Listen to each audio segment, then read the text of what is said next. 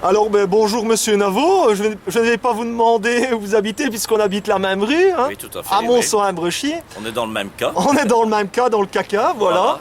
Donc ici, depuis quand rencontrez-vous des problèmes avec SFR? Avec SFR, on va dire que depuis tout le temps, on a eu des problèmes, mais depuis 2 mois et demi, c'est vraiment tous les jours que ça ne va pas au niveau du téléphone fixe et au niveau d'Internet. C'est vraiment incroyable de voir un service aussi peu assuré. Tous les jours, il y a des pannes. Le seul service qui est vraiment bien assuré chez SFR, c'est la facturation. Ça, il n'y a aucun problème.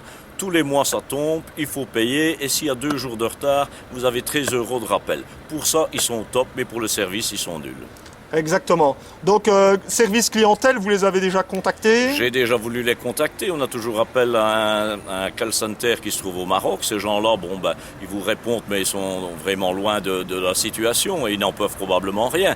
Mais on n'a aucune suite, aussi, on vous dit, vous aurez un technicien, attention, si ça ne va pas, c'est chez vous, vous devrez payer. Mais en réalité, c'est toujours une panne de réseau général qui touche plein de personnes. Et j'ai même l'impression qu'on fait tourner un petit peu les pannes. On ne sait pas assurer le service pour tout le monde et on en contente une partie, puis on en contente une autre fois pour faire un peu tourner les problèmes dans le fond. Okay. Ça, c'est mon avis. Et donc hier, jeudi fin juin, donc je ne sais plus la date, nous étions aux alentours du 20 juin. Oui, c'est ça. Oui, c'est ça. Est-ce que vous avez vu les camionnettes de Télénet circuler à Mont-Saint-Brechy? Moi, je ne les ai pas vus, mais on m'a rapporté qu'ils étaient venus et ça serait quand même un point positif puisque c'est eux qui, normalement, ont repris ou vont reprendre SFR. Le problème, c'est de voir un petit peu le délai dans lequel on sera solutionné au niveau du problème parce que quand Numéricable est arrivé, on nous promettait monts et merveilles que ça allait être en ordre. Numéricable est arrivé il y a déjà au moins 3 ans et on est toujours dans le même problème. Donc il faut voir dans la réalité si ça se passera bien comme ça. Exactement. Donc ici, on va rencontrer la porte-parole ainsi que le directeur le mardi 4 juillet.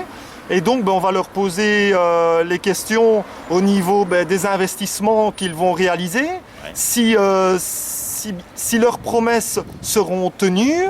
Et donc, dans le cas contraire, Mais il ne faut pas lâcher la pression parce que si on laisse la chose sans trop réagir, on sera toujours dans le même problème. Et je félicite tous ceux qui s'occupent, dont vous-même, pour faire bouger les choses dans le coin parce que ça concerne pas que 20 personnes ou 30 personnes, c'est toute la botte du Hainaut qui va d'Erqueline jusqu'à Montmigny qui est concernée.